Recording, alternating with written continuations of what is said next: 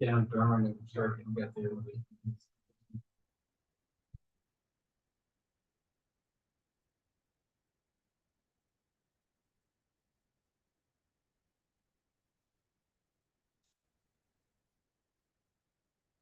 Close.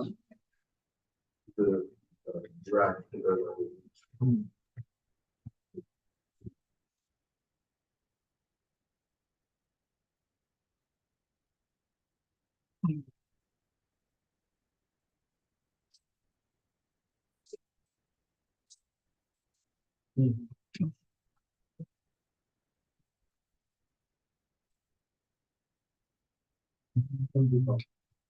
Nope, we don't want that page. We want that page. All right.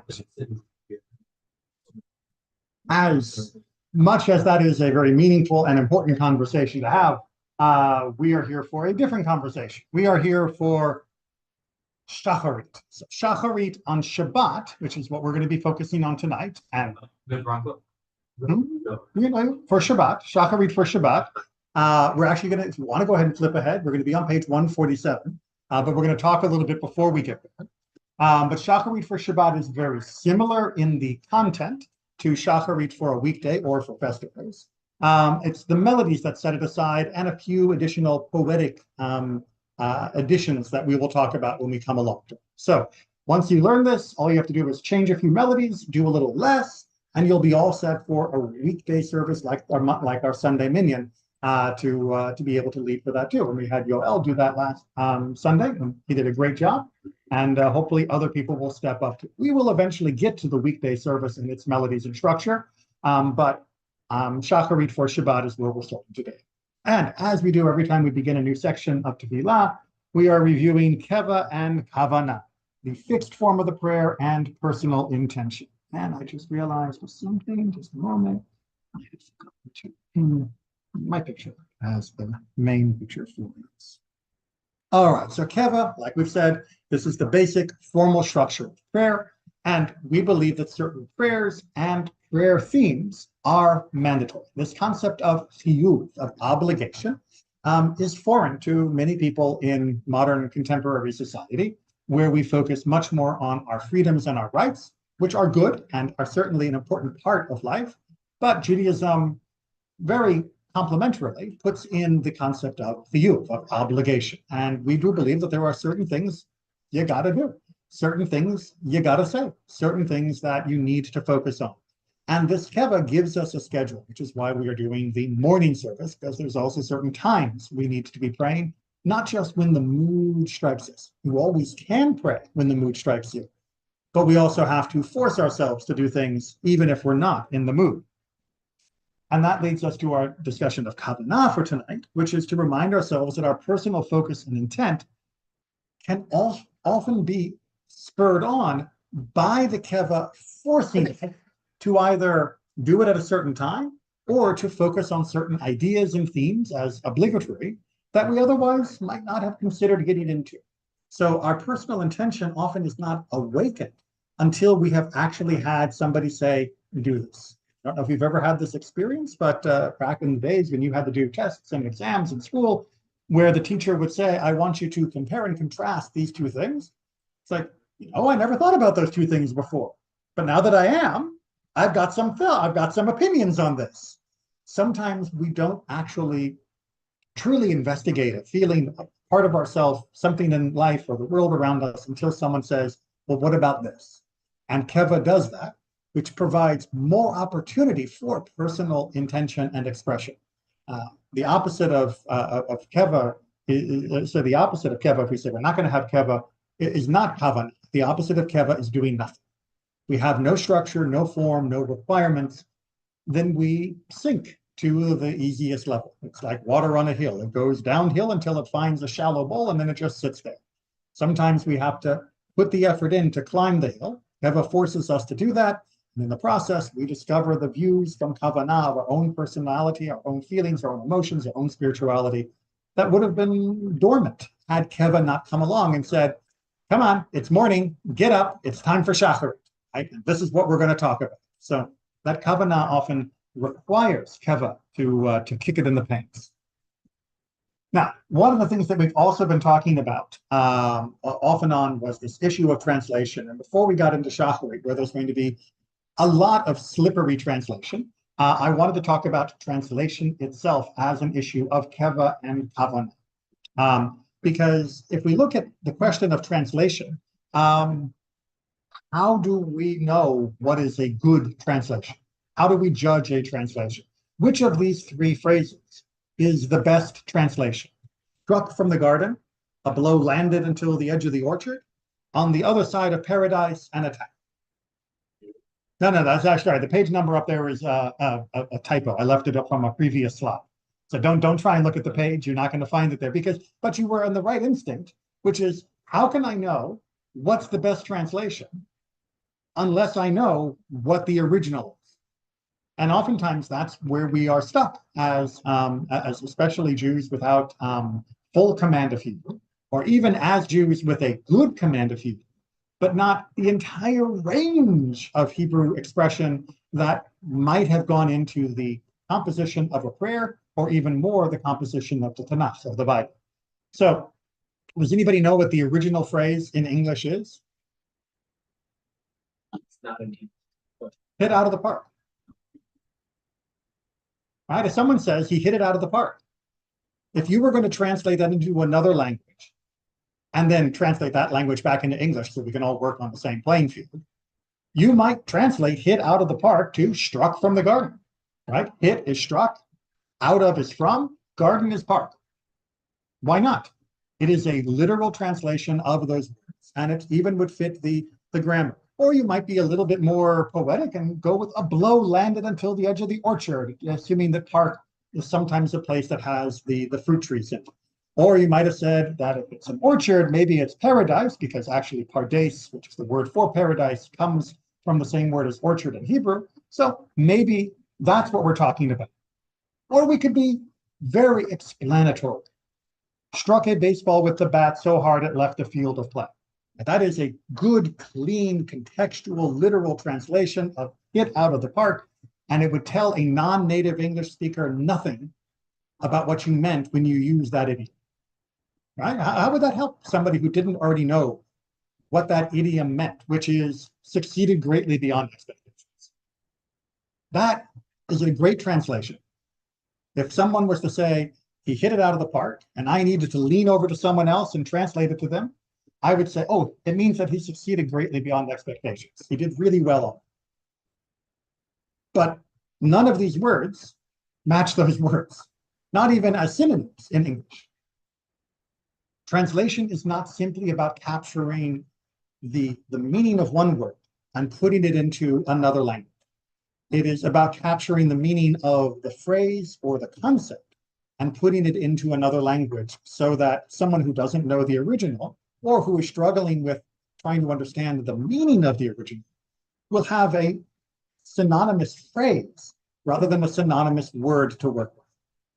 Yes. I would use that fourth definition as a footnote to the regular prayer book. But why?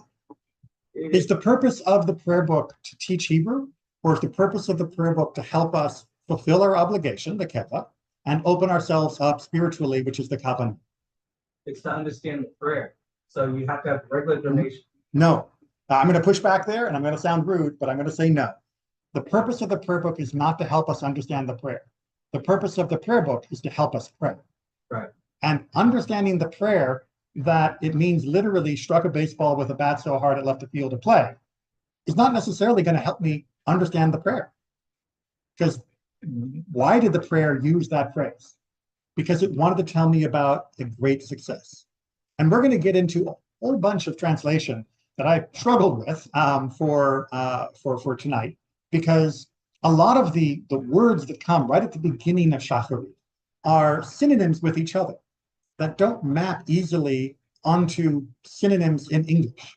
And we're going to see that there's like a whole series of them where, like, well, you could really translate that word into any couple different English words. There's no clean, it always is this or this every single time, because this is our next picture.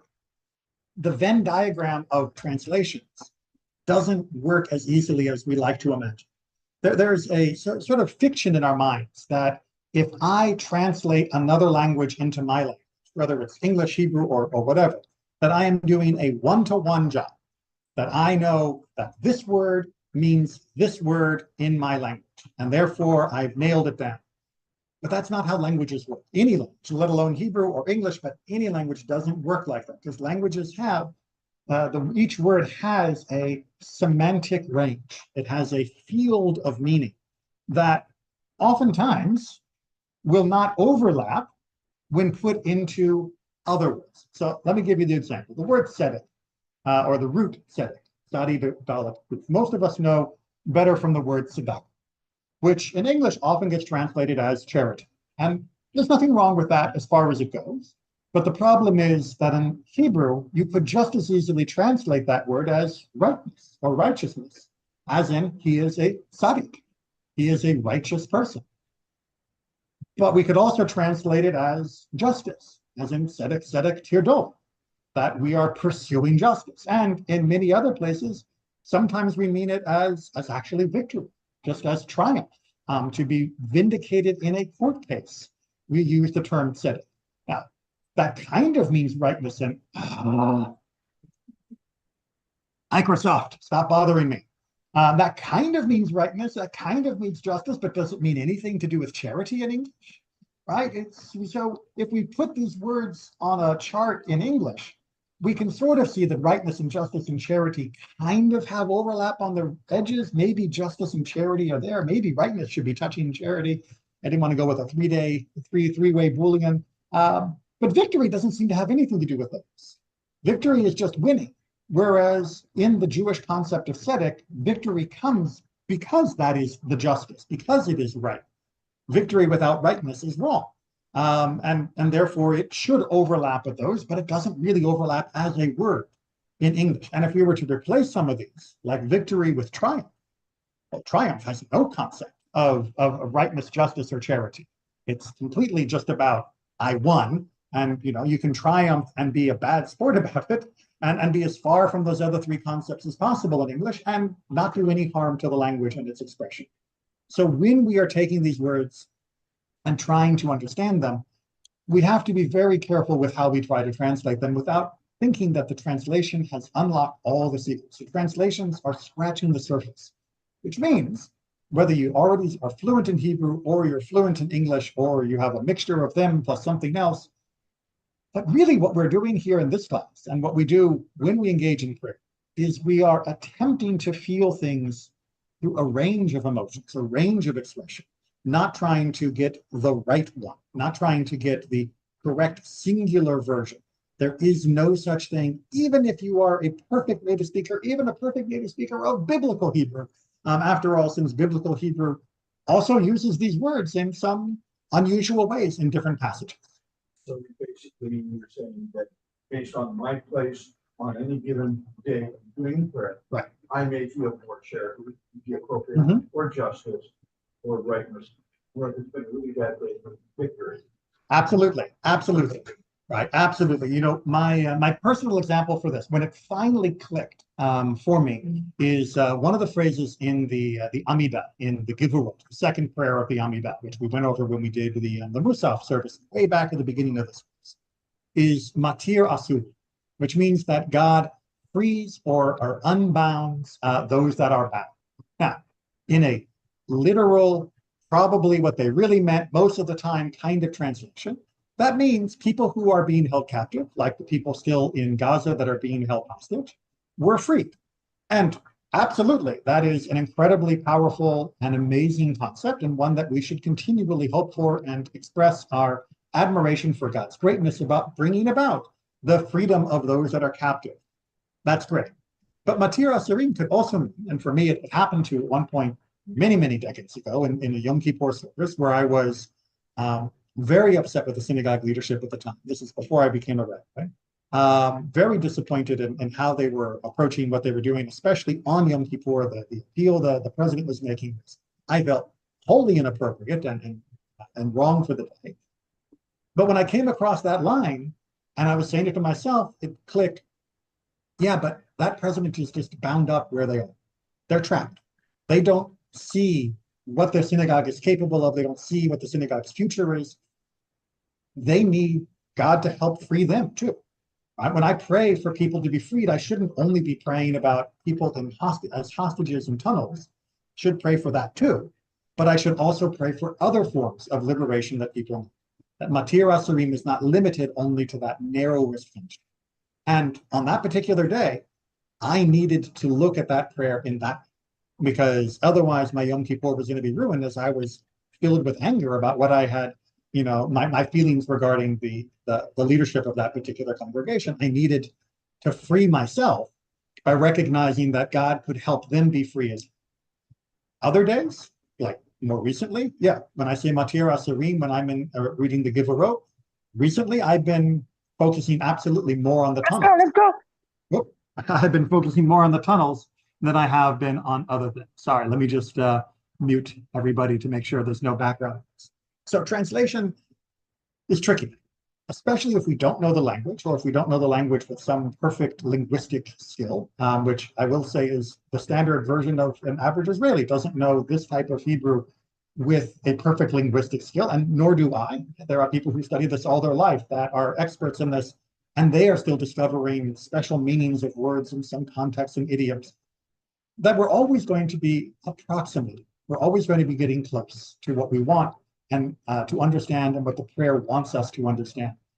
And when we read a translation, we are reading one person's attempt at uncovering one way to understand this. But it's not the only way, and it's not necessarily the better or worse way. It's just better or worse for me at this moment. Because tomorrow I might feel different. And like when we were talking last week, it was the week before, looking at the Silverman Siddur, it might have been a great way to express it in 1950. But language, English in particular, continues to change. Hebrew has been relatively static for the Siddur, thankfully, although modern Israeli Hebrew has changed, which brings its own problems in its wake for them to understand the Siddur, because they're often duped into thinking they understand it perfectly because it's in their own language, but it's a different version of the language, much like a high schooler might get duped by reading Shakespeare and misunderstand the points that Shakespeare's saying because it looks too familiar, and they didn't bother looking at the footnotes. So yes, translation is always going to be tricky, and languages continue to change, which is why we still need new Siddur. All right. Yes. So before we put back, you said the purpose of the Siddur is to help you pray. Yes. But to help you pray, don't you have to know what you're saying in your prayer? Ish. Yes. Right. The first Siddur was bullet points. Right. The first Siddur was a collection of verses stitched together with themes that we should essentially, in modern parlance, meditate upon, that we should contemplate and then express our thoughts about on these topics. Over time, we all felt we could do with a little bit more guidance than that, because most of us were not gifted in composing our own expression like that. And so over time, different editions were created, which is why, by the way, if you compare an Ashkenazic Siddur, which is what we're using, to a Sephardic Siddur, or to a Yemenite Siddur, or a Mizrahi Siddur, you'll find, especially for Shacharit, discovered while looking for digital texts to stick into this, that there are all sorts of little variations of the wording between those different communities, as each community came up with their favorite phrasing. That doesn't mean that a Sephardic Shacharit is more or less right than a Sephardic, than an Ashkenazic Shacharit. They know what they're saying. Oh, Yeah, but what they're saying is slightly different than what I'm saying. right. But that doesn't make theirs better or worse. Like No. literally the words on the page, not the translation. Yeah. The actual Hebrew is different for many, many points of the Siddur between our Ashkenazic Siddur, or our version of the Ashkenazic Siddur, because there are multiple Ashkenazic Siddurim as well, and what other Siddurim are being used. So if there had to be you need to understand these words perfectly, then there should be only one Siddur for all of the Jewish world. And there is. You have to understand the words that you're saying, not that they can't be different. So you have to understand the words you're saying, which is actually making my point for me, but you might not see it that way.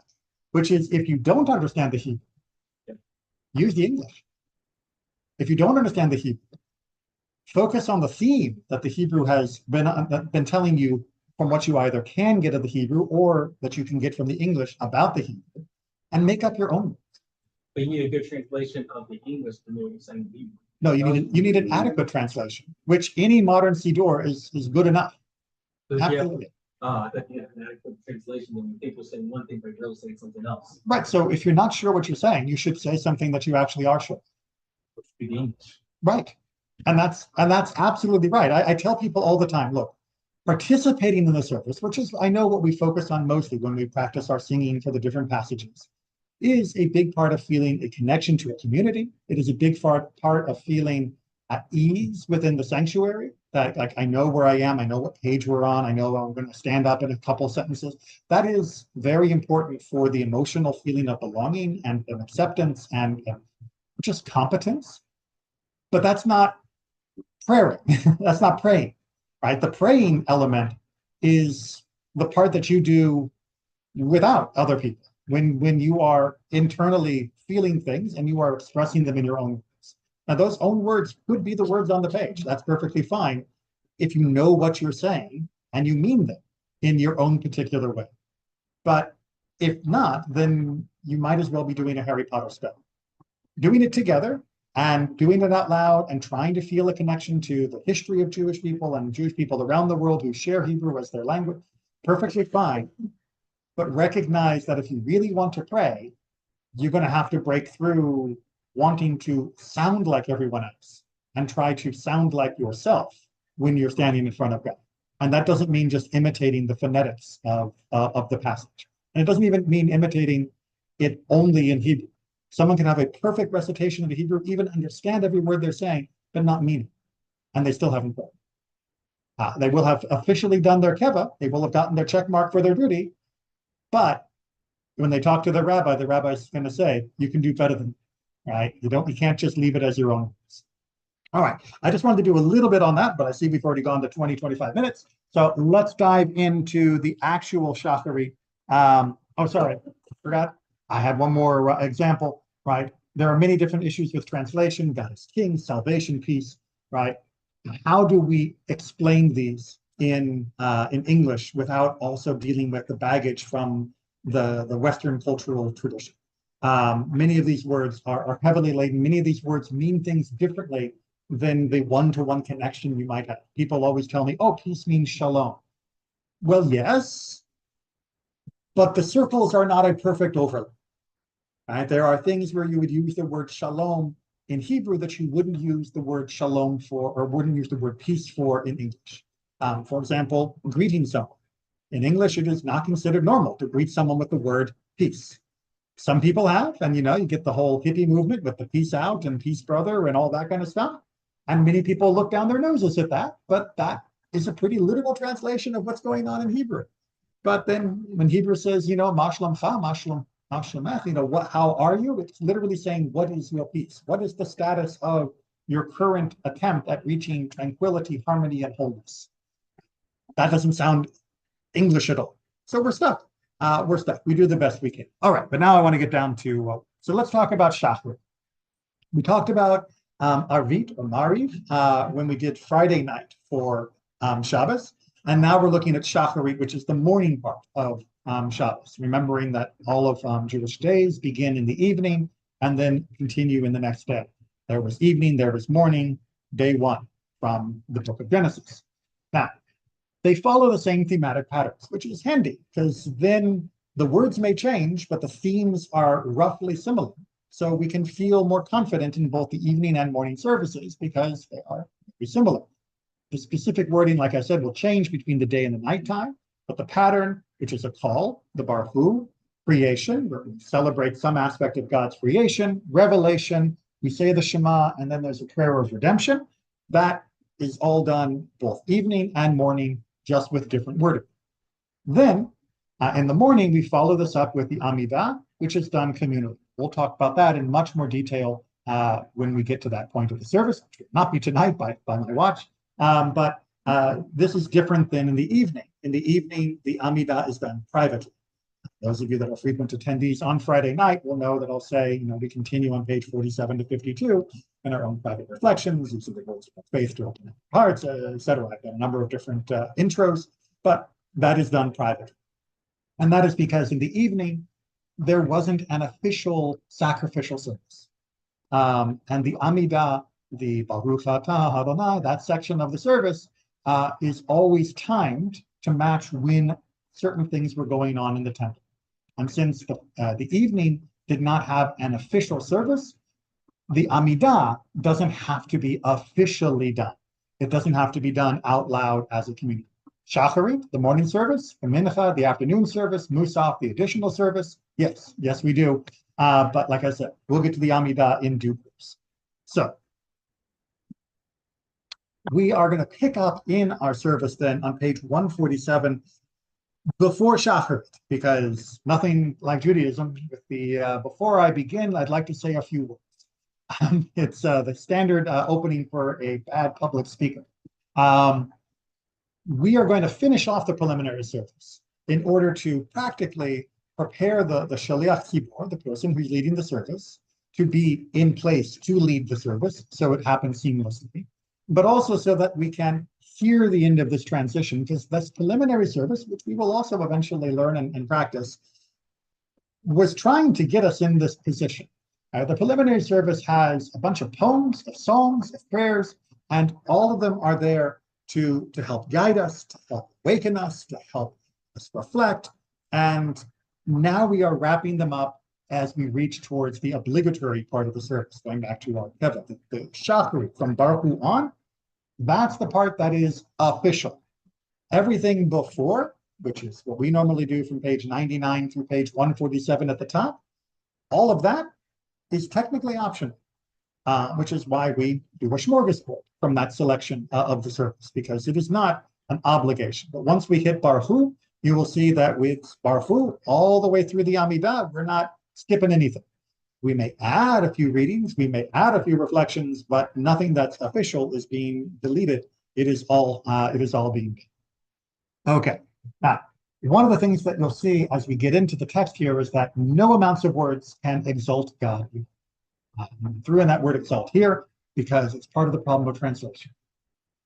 A lot of these words have something to do with God's elevation, God's highness, God being lifted up, exalted. Well, what does that mean? In the ancient world, that meant something that was literally higher. It would usually create an uplifting feeling to it.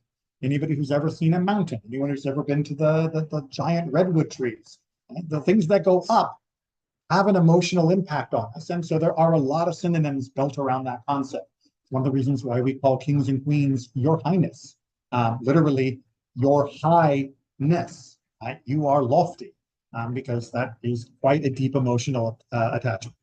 But for all of those synonyms, we're basically going to find out none of them really are sufficient. And we're going to be awash in them precisely to teach us that none of them are sufficient. Okay, so we're picking up on page 147. If you're in the Siddur, it is on the section where the little red triangle begins, which is the 6th line from the top, where it says, on Shabbat, the leader begins here. On festivals, we get a little bit more of a running jump, but we'll talk about that another time.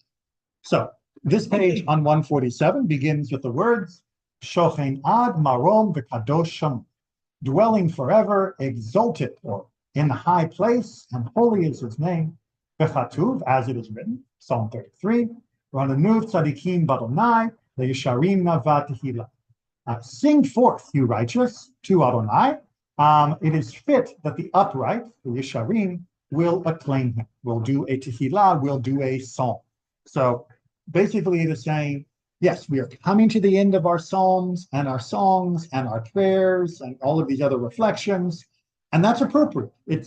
We've had a good, at our congregation, last quarter of an hour in these reflections. That was all appropriate. But you know what? We could go on forever like that. There's no end to what we could be saying in praise of God and celebration of God and reflection of God. But, we've got another obligation coming up called Shacharit. We've got to actually get to the main event. So the opening band is wrapping up. It's been great, but let's be honest, that's not why we were here. This is doing the job of warming us up. It's not replacing what we're doing. and then we move up. Sorry, let me do the melody for that too. So you're going to hear the nusach, the melody that we use for this, come through very strongly over the next couple of slides. It is a very consistent melody, and if you learn it, you'll find it very easy to learn a lot of the melodies over the next few pages because it repeats. Shochen ad maro v'kadosh shemo. And then oftentimes the leader will go a little quiet. V'chatu v'nanu tzadikim b'Adonai v'yesharim navatihila. But then we're going to get back into this four-part section, which is when I'm teaching this to students and not doing it necessarily all in order where I normally start. Let's do a translation first. B'fi yesharim tithala, which is, again, a synonym to what we just said. In the mouth of the upright, you are acclaimed. Uvdivrei tzadikim titvara, and in the words of the righteous, our tzadikim, you are blessed. Uvilshon chasidim titromam, and in the language, or if we want to be literal, in the tongue of the chasidim, of those that are devoted, those that are faithful, you are exalted. Uvkerev kedoshim titkadash, and in the company of the holy, you are sanctified. Now, it is an ironic section here, because basically what we're saying is, we know God is great because great people acknowledge God's greatness. Right? Notice each line. The mouth of the upright, the words of the righteous, in the language of the devoted, and in the company of the holy. You are proclaimed as being special. So we are basically saying one of the reasons that we know God is great is because we look at other people and say, you know, that person is a good person, that person is a righteous person, and they seem to think that this God is pretty special too. And it is also doing the mirror, which is, you want to be known as righteous? You want to be known as devoted? Open up your mouth and sing, because that is a sign of being a righteous, devoted kind of person. That is what they do. And if you're not, well, then are you as righteous as you think you are? Right? So it is saying both we understand God's greatness by looking at human greatness, and also in order to show that we truly understand God's greatness and that we wish to be considered as good and righteous people, we will also join in for this song, which is why it's not surprising that it has captured a beautiful melody in the Ashkenazic world. Now, the melody is basically going to have four parts, and these four parts are going to get repeated over and over again. So, the first line, V'fi yesharim titalal, that's the opening. Uvdivrei tzadikim titvara, that's the filler for the middle. Uvilshon chasidim titromam, and that is, I'm warning you, I'm about to end. Uvkerev kedoshim titkadash, and now I've actually finished. A, B, C, D, we're going to use those over and over. I will point out that for C, you can simplify it a little bit. You can just do Uvilshon chasidim titromam. You don't have to do the titromam. All depends on how you feel on that particular day, or just what your vocal cords are capable of on that particular day, because, you know, sometimes in the morning, it's a little dry. Good? Okay. And then we come back together, translation first. Uvmakalot rivavot amcha beit Yisrael.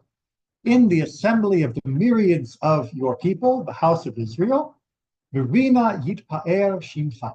Enjoy, your name is glorified.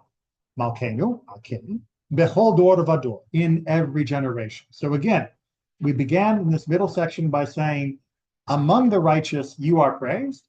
And then we say, oh, and look at that. Israel is praising you. I guess that means we're also a company of righteous, that we are a community of people attempting to be righteous and upright. Because look at what we're occupied with, and we're doing it right now at this moment in the service. Right? We're not talking about it normally like right now. We're actually doing it at that time. Shekain chovat kol hayitzurim lefanecha, for it is the duty of all that has been fashioned, all that has been created before you. Adonai Eloheinu ve'Elokei Avotenu, Adonai, our God, and the God of our ancestors. And now we get into synonym territory. Lehodot, lehalel, leshabeach, lefaer, leromem, lehader, levarech, leales, utayes. These are all infinitives. Like in English, it would be to eat, to run, to sing, to play. It is our duty to do all of these things. And there's a lot of different ways we could translate these words. Here is my attempt. To thank, to exalt, to praise, to adorn, to elevate, to beautify, to bless, to rise up, as I say, to lift up, maybe raise up would have been better, to laud, up the two. So, right, all of these are things that we are trying to do. It's things we've been trying to do for the last quarter of an hour, but we are also recognizing, as I said, that we can throw around all the synonyms we like, but we're never going to do it 100%. And in addition to all of our attempt, Al kain divrei shirot v'tishbachot, we will do all of this even above and beyond the words of song and praise of David ben Yishai, Abdecha Meshichecha, of David, the son of Jesse, your servant, your anointed, or your Messiah, if you want a more Englishy translation. So what does that last phrase say? It is saying that we have the words of David, the great psalmist, who wrote so many of the psalms in the book of Psalms, but we can't rely just on his. We've got to do all of this stuff for ourselves, which again goes back to our earlier discussion about prayer and translation, that it's not enough to simply repeat what others have said. Even David, we have to go al kol divrei shiro. We have to go above and beyond even what David did. And that doesn't mean we have to be a better poet than David. It's unlikely that any of us are going to be able to compose a poem that is greater than what David did, but we still have to do for ourselves all of those things as well. Now, there is a melody for all of this. We do a joint section to begin it. Makalot rivevot amcha beit Yisrael. And then usually the next line is done in a soft undertone. Oh,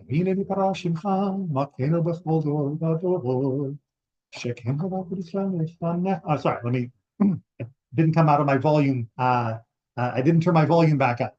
Which is the same as our opening up here. Adonai Eloheinu v'Elohei Avotenu, which is the same as our part B. Lehodot, lehalel, leshabeach, lefaher. It repeated. Leromen, lehader, levarech, le'ale, ulkale. Repeated again. It's a filler. Al kol divrei shirot v'tishbechot. There's our penultimate. David ben Yishai, Avdecha Meshichecha.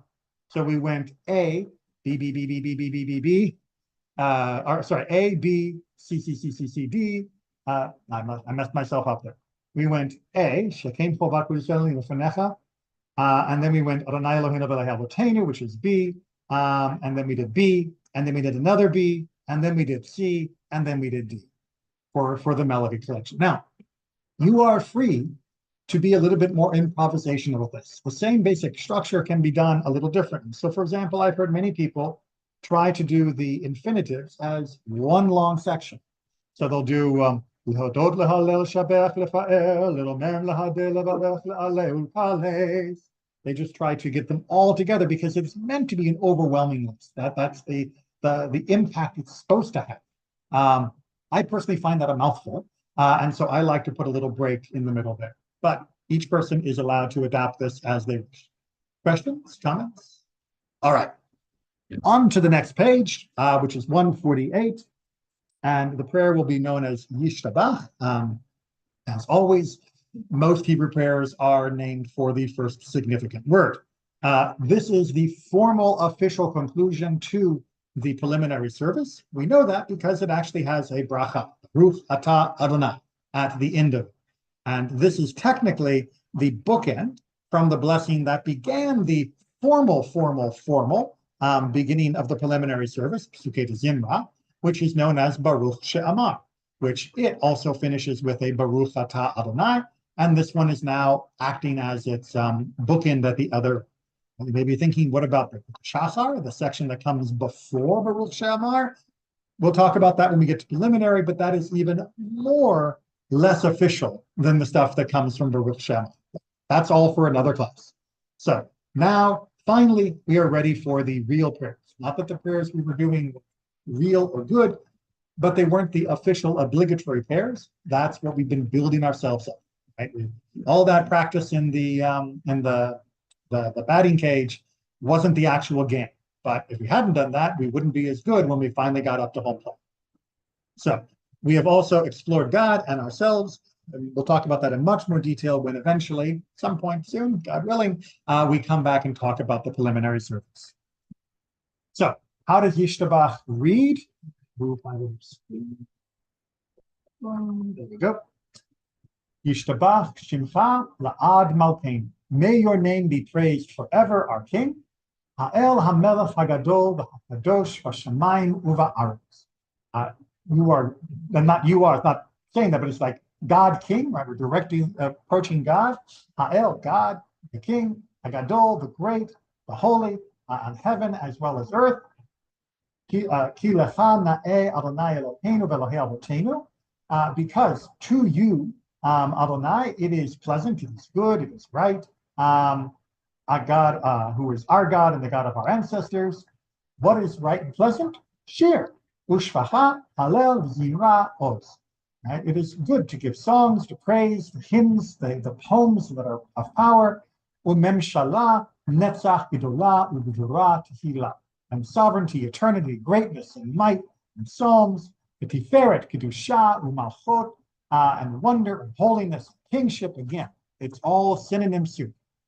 It is there to overwhelm us as well as try to both catalog everything and also point out the futility of cataloging everything. But we get a taste of how it's impossible by at least trying a little. Barachot v'hodaot me'ata v'yad olam. We bring it to its conclusion with blessings and thanks from now and forever. Baruch atah Adonai, so you Adonai, El Melech Gadol Batishbachot, great God, King of praises, or rather the King that is receiving of great praises. El HaHodaot, Adon HaNiflaot. You are the God of thanks, meaning the God that receives the thanks. And you are the, not that God is thankful, but you are the God to whom thanks should be directed. Adon HaNiflaot, you are the master of wonders. Habocher b'shirei zimra, who chose these hymnal songs. Really hard to translate that. Melech El Chai HaOlam, King God again, who is the life of all the world. Now, this is usually done just as an opening and as a tagline at the end, beginning with brachot, which is marked by the little triangle in our book. So we're going to sing it the way it's normally done in the sanctuary. Yishtabach Shimcha La'ad Malkeinu. And then the leader will go quiet as we each continue in our own reflections. And then we'll pick up down here. There are a couple of different versions for this, but I'll give you sort of my standard. Berachot v'hodahot me'ata v'yad olam baruch atah Adonai el melech gadol batishbachot el hahodahot Adon haniflaot abocher b'shirei zimra melech el chai haolami. And then everybody else will say amen, and we move on into the Chatzi Kaddish. Yes, Bernard.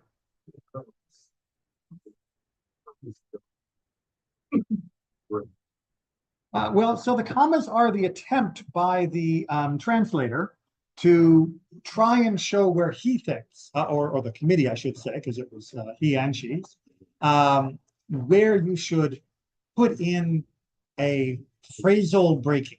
For example, you know, the word melech and el, I translated that as being sort of one unit, right? Sort of God King or King God. But you could also do them as sequential nouns. King, God, Hey Ha'olamim, life of the world. Right? It's possible to do it in that kind of way as well, which is what they do. The nusach, the melodies often go according to different traditions of how to punctuate. But the people who did the punctuation in Lev Shalem in particular were grammarians. So they wanted to make sure that everything was as correct as they felt it should be reflected. And the melodies, of course, could still do their own thing. The Chatzi Kaddish we talked about in detail when we did our Musaf service, but we are going to use the same melody we've been using, right? That same melody, Shochan ha da da da, from back on page 147. We're going to recycle it again. This is the great thing about the Nusach. Once you've learned those basic structures, you can just keep using it for different sections. Get used to it. Yitkadal v'yitkadash shemei Rabbah. Wait for the amen from the congregation. Ve'amad yivrach yirutei, ve'amlich malchutei, ve'chayechon u'vyomechon v'chayirecho beit Yisrael, ba'agala u'vizman kariv, v'imru amen. Yehi shemei Rabbah mevara, le'alam u'lamei almayah, yitbarach v'yishtabah, V'yitpahar v'yitromam v'yitnaseh, v'yitadar v'yitale v'yitala, shemer kudesha b'rihu. Le'ela min kol brechata, v'shirata tushbechata, v'nechamata da'amiran v'halma, v'imeru amen. Which will lead us right into the Baruch Hu, which we talked about in our Friday night service in the Mariv section. So we're not going to go over that, but we need to hear how the melody works because, like I said then, the melody changes depending upon the time of day or the need of the Baruch Hu. Baruch Hu et Adonai Hamevorah. Congregation responds, Baruch Adonai Hamevorah Le'olam Va'ed. And then the leader continues. Baruch Adonai HaMevorah Le'olam Va'ed. Notice how we're still in the ta ta ta ta ta ta mode of the music, as opposed to the Friday night melody, which, if you give me a second to try and change the track in my brain, and I find the correct melody. This is my problem. Is when I get stuck in a groove, I stay there. Right,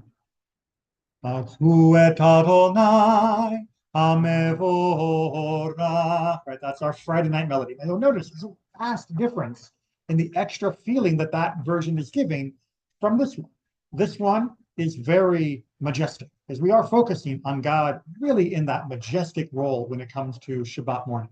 Whereas Friday night, with all of the Chadodi and all the other things we sing and feel, is much more of that softer, loving, companion, parent sort of mode. And the melody over our centuries has sort of coalesced, at least as Ashkenazim here in America, around this type of melody to help us focus in different ways. Again, going back to our Keva Kavanah discussion. Any questions? Okay. I gotta make sure we switch back to the right melody before I get to Yotzer Or singing. So Yotzer Or is our first blessing. We're now on page 150. And this is the blessing, of course, about creation. The same way that Ma'ariv Aravi was about creation in the evening, focusing on the day's darkness. We are now going to be focusing more on light. We're still going to mention darkness, but we are going to sort of emphasize light because it's morning. And there is a very strong tendency throughout Jewish prayer to want to give us things that we can recognize in the world around us, in order that we actually will experience spirituality, not just in the sanctuary, but when we see the sun in the sky, when we see the stars coming out, that we should recognize these other things as a portal for a connection to God. So we are also going to, I don't think we're going to get there tonight, we'll include a passage that deals with the creation of Shabbat, but the overall theme is, of course, creation. We acknowledge and we praise God's creation. So let's go ahead and begin this section. We're going to sing the top of it because that bracha is usually done, but then the rest of it will translate, but it's not normally sung out loud. Like we've talked about before, Jewish prayer provides ample opportunity for personal and private reflection, but we also do parts out loud to try and keep people in sync with each other so that, especially on Shabbat, we end up at the Torah service more or less at the same time. Let me move my window again back into the gap. Baruch atah Adonai Eloheinu melech haolam. As we are familiar, praised or blessed are you, Adonai, our God, ruler of the universe or world. Yotzer or uvorei choshech, who is the fashioner of light, not light. Sorry for my typo there. Uvorei choshech, and the creator of dark. Osei shalom uvorei et hakol, the one that makes peace and the creator of all.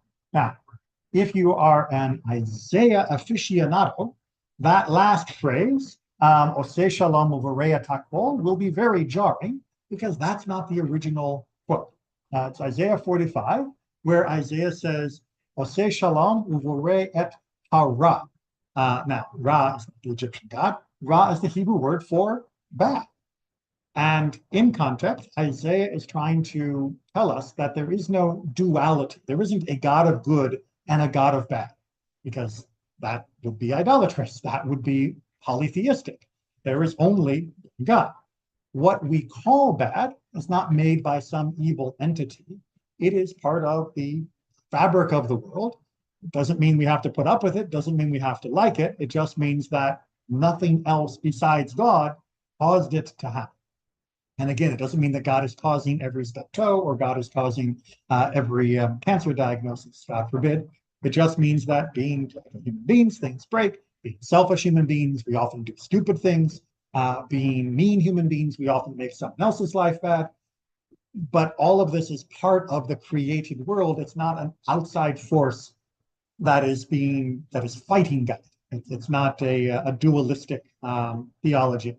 Now, the fact that it took me that long to explain it is precisely why our sages, when they were composing this blessing, changed the end.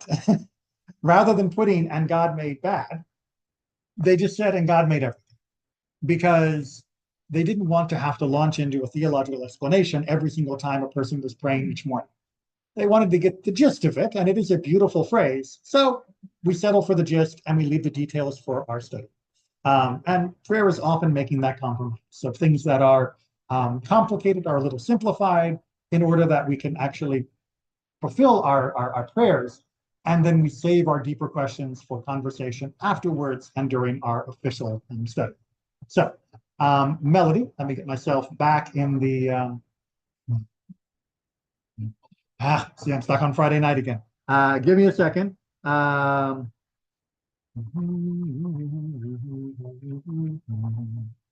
Baruch atah Adonai, Eloheinu melech haolam, Yotzer or uvorei choshech, Osei shalom uvorei et hakol. And then we usually continue, trail off. Hakol yoducha ve'hakol yoshavechucha. Not my best rendition. I couldn't quite get myself back in the key I wanted to be, but this is why I'm not a cantor. I sing okay, but I do not have the repertoire of somebody that is a professional at this aspect. Yes. Why does Borei Hashem mean greater of God? Isn't that Borei like in the beginning, right? So yes, Borei is the word for create, just like Borei Pari Hagafen, the one that made the fruit of the vine, or Borei Pari Ha'etz, the one who made created the fruit of the tree. So that is the Borei. Now, if you mean Bereshit, that is a different word. Right, that's the root word is rock. Right, exactly. But if you mean bara, as in bara Elohim, like God created the world, then yes, that is exactly the same root. But here we are in the, remember my grammar, the participle form? We are in the who is doing the action form, as opposed to that first verse of Genesis, where it is the verb of it is being done, or it was done, past tense. Make sense? Okay. Okay, so let's do a little bit more translation, and we'll see if we can get to at least the end of page 150. We're definitely not going to get through Eladon today, so we'll probably save that for next week. So, Hakol yoducha v'hakol yishabechucha, all thank you and all praise you, meaning all of creation. And again, this is sort of carrying on from that et hakol, that ending of our blessing, that God made everything. V'hakol yomru En kadosh kadonai. and all will say that there is none holy like Adonai. Hakol Yorom Mumcha Sela Yotzer Hakol. That is to say, all will praise, like Romamu from our Friday night service, Sela, to you, fashioner of all. Now, we got a lot of hakols here. Kol. Hebrew word meaning all or every, depending upon context. Do we mean every? Are we talking about people here? No. We are talking about everything in the universe, right? This chair, this book, that air conditioner, even when it leaks, right? All of that is giving thanks to God, is praising God. All of that is declaring that nothing is holy like God, because when we look around at the created world, we have to look at it as a created world, which means we recognize a creator. Doesn't mean that we have to be a creationist. It's a very different theological proposition, one which the majority of Jews up until a modern time did not follow, the idea of a literal reading of the timeline of the book of Genesis, but that's a whole nother class. But we do have to recognize that none of this had to exist. The universe did not have to start. Whether you want that to be 6,000 years ago or billions of years ago, something made it happen. And we believe it was God. As such, everything around us is part of a symphony of celebration and part of a symphony of thanksgiving that is thankful for the very gift of existence at all. That didn't have to be. So that's why there's this very, very strong emphasis right here at the top about everything in creation, not just light, everything in creation is in its own way celebrating God. Continuing with the translation, now we get into a little bit more of ancient cosmology. Ha'el ha'poteach bechol yom daltot sharei Mizrach. This, who they are thanking, is the God who opens each day the doors of the eastern gates. Eastern gates? All right, bear with me. There's a dome over the disk of the earth. And in the ancient world, and for much of the Middle Ages, people kind of sort of knew the world was a globe, but other people kind of sort of still thought it was a disk, a flat earth kind of thing. And people kind of thought there was a shell between us and whatever else was out there. Well, the sun traveled inside the shell, and then it disappeared because things got dark.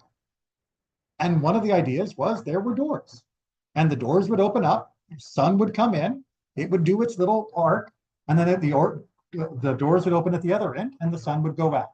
You know, enter stage right, do its little strut, exit stage left. And that's what they're talking about here when they say opening up the doors of the eastern gate. That the eastern gate opens up, and hey, wouldn't you know it, the sun's there.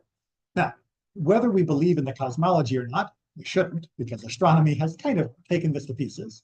What we do understand is that they were not trying to make a cosmological statement, an astronomical statement. They were trying to make a dependability statement, that the sun will rise tomorrow, that God has made the world consistent and knowable.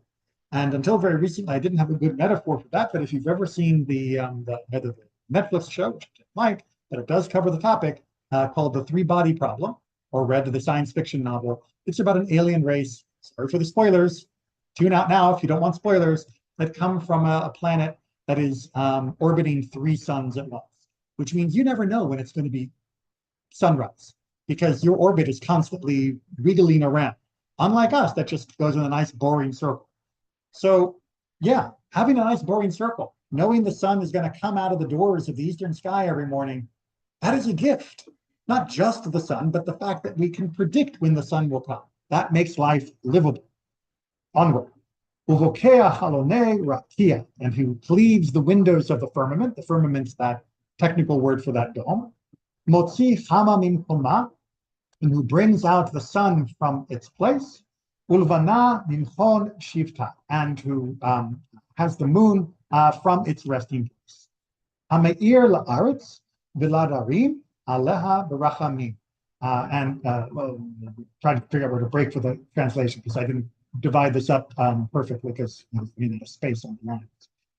He is the one that causes the illuminating the earth and all that dwell upon it. Berachamim uvtovo, with compassion, and in his goodness, mechadesh b'chol yom tamid ma'aseh v'reshit. He renews every day, always, the act of creation. One of the principal ideas in Judaism is that God is still making the world every day. The creation happens continually. That if God wasn't interested in the world, a poor English word, but it's all we got, that the world wouldn't have to continue to exist. God chooses to let the world continue to exist. And thus, we should be grateful again for just existing in and of itself.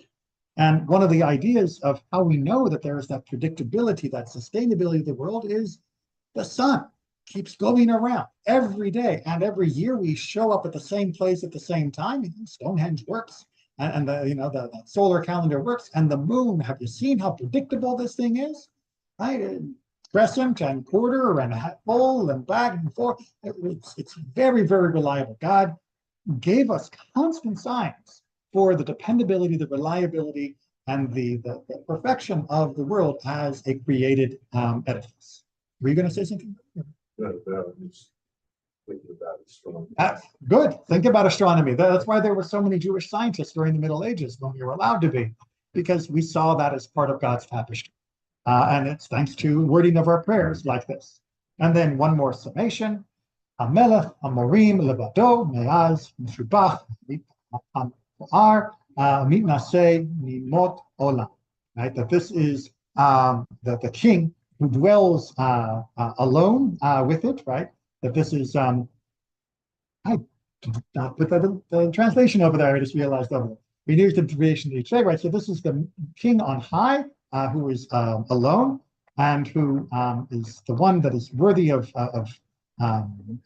praise and of celebration and uplift or exaltation for all since the beginning of creation, since the time immemorial, we might say in English. Saying the days of the world again, it's like hit out of the park. Not a great translation. Earliest time, if you're keeping up in the translation in the English in Lev Shalom. All right, we are not going to finish until I finish this page, because we're going to start with Eladon next week, because I've gotten on too many tangents today. But we're gonna finish in a natural break in the text at least. But hold on for the translation. Hamelech Hamoram Levado. Oh, I just said that. Okay, there's my translation. That's what happened. I took the translation and the Hebrew to the next page, but I left the Hebrew on the previous page. So we'll pick up where we left off. Elohei olam v'rachamecha harabim, rachem aleinu adon uzim. God of all the world, with your abundant mercy, be merciful upon us, Lord of strength, sur miskavenu, magen yishenu, who is the rock of our high refuge, who is the shield of our salvation. Again, that this is who we turn to. Misgav ba'adenu, and the our secure, right? The one who makes us secure. Ein kerkecha ve'ein zilata. There is none that can compare to you, and there is none besides you. Efes biltecha umidomel. And there is nothing without you, and who or what can be compared to you. So that's our sort of, we are in awe. We after this whole reflection, it's just, I mean, yeah, there's nothing like God. If you think there are things like God, you're thinking wrong. You have to understand that God is, right, literally out of this world, out of this universe, because God is non-created and everything else is created. Now we get into the section that we're going to sing. It's actually the last 4 lines. You'll notice that the red arrow is 6 lines up, but that's not the standard custom at TI or any other synagogue I've been at to begin there. I'm not quite sure why the editor put it there, but I'm sure in some communities that's where they start because it fits the grammatical pattern, but it doesn't fit the melody pattern as easy. Anyway, Ein kerkefa Adonai Eloheinu be'olam hazeh. Sort of refreshing what we just said, but with expansion. There is none that can compare to you, Adonai, our God, in this world, meaning this life, this existence. V'ein zilatcha malkeinu lechayei ha'olam haba. And there is none besides you, our King, that gives life in the world to come, meaning the afterlife. So you are the creator of this world, you are creator of the next world, and we don't get there except via you. Efes biltecha go aleinu limot hamashiach, and nothing but you is our redeemer for the days of Mashiach, for the days of the Messiah. V'ein domeh lecha Moshienu, and there is none that can compare to you, our Savior, litchiyat hametim, the one who brings life to the dead. Okay, I know that's a lot of theology. That's the great thing about the Siddur, is that if you actually are trying to understand some of it, it is very useful for theology. And if you allow it to guide your own reflections, you will find that there are deep thoughts about all of these topics in you. And those are worthy of your own expression, not merely an imitation. But let's sing the part at the bottom. We're going to use our good friend ABCD for our melodies at that. Ein kerkecha Adonai Eloheinu ba'olam hazeh, v'ein zulacha malkeinu l'chayei ha'olam haba. Efes biltecha go aleinu lemot hamashiach, v'ein domeh lecha Moshienu litchiyat hametim. Now, you might be thinking, oh, good, we're finished talking about creation. We are only a third of the way through. The Yotzer, or this blessing, is a very long blessing when it comes to Shabbat, so it will take us a bit of time next week as well. However, after that, we get to Ahava Rabbah, not too bad, and then we get to Sheman Ve'ahavta, which we already covered when we did Friday night, and then we get to the wrap-up blessing. So don't worry, it's going to be probably, we'll probably get through up to the edge of the Amidah next week. Don't worry.